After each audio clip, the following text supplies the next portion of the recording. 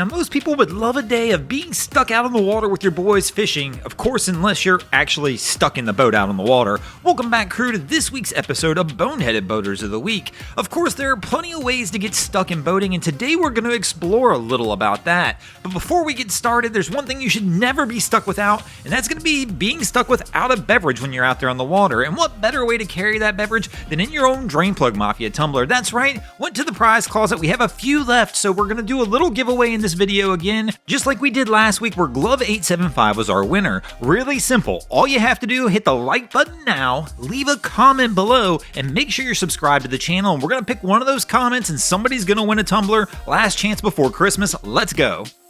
Now, as we mentioned in the beginning of this video, being stuck out on the water really doesn't sound that bad when you word it that way, until you really sit back and think about it. There are plenty of ways to be stuck out on the water that really just are not going to be a great time.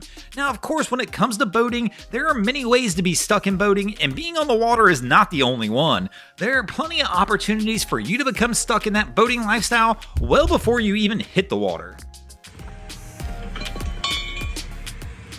Especially if you're the kind of person who likes to trailer your vessel down to the water. Now let's see if we can count the amount of errors here. 1, looks like we forgot the hitch pin. That's a pretty big one. 2, if the trailer's back there, I'm just guessing the safety chains were not hooked up to the vehicle. And 3, I'm also guessing there was no rear straps on the back of this jet ski of the trailer. Because if there were, I'm just assuming it'd probably be a little closer to the trailer, or possibly even still partially on the trailer. But let me know what else I missed from that last scene. Now, it's always great when you use all those safety features, but even still, it doesn't mean that every situation you're going to be able to keep the boat on the trailer. Now, the most common thing we'll think about when we think about being stuck in boating is going to be when you're stuck out there on the sandbar, or possibly stuck on a beach. There are many ways for this to occur as well. One could be mechanical failure and you just find yourself in the wrong place at the wrong time. And then of course another common one in coastal areas is going to be misjudging those tides, thinking you're getting out somewhere, doing a little fishing in the shallows, only to find out you fished a little too shallow. Now of course many of you probably heard the old saying that any day out on the water is better than a day of being stuck at work.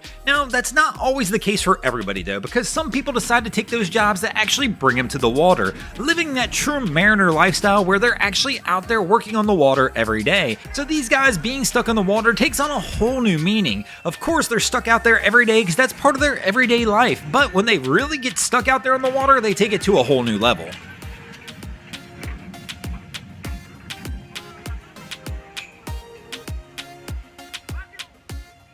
Now, of course, those commercial boys have their good and their bad days out on the water, but the biggest difference between them and most of us pleasure boaters is their bad days are a whole lot worse than ours. Typically, our bad day may just wind up with us calling towboat. Their bad day, towboat can't fix their problem. Now, another way us pleasure boaters get stuck is when we wind up in trouble and we find ourselves in the doghouse and we can't take the boat out. Now, of course, another way that really sucks to be stuck out there in the water is when you went out on the water and got stuck with that wrong group of friends. And nothing like being stuck with a random new companion out on the water, kind of like that time you decided you were going to go out there for a nice solo boat ride. You wanted the peace and quiet of being out on the water on your own, only to find out you had a stowaway and the old trash panda comes walking out of one of the compartments and decides he's going to ruin your solo fun.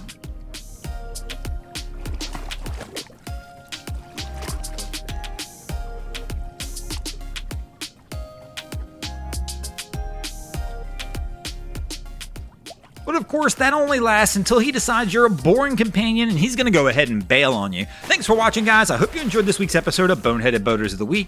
If you ever see anything crazy happening out on your waterways, be sure to hit us up on Facebook or Instagram and let us know, and you might see your stories over here. Just like Adam Ashfalt, Bazaria, Dylan Schmitz, Morgan Denofa, and Adam Coolidge did this week. And if you guys haven't already, go ahead and drop an anchor on the subscribe button here. If not, we're coming to steal your drain plug.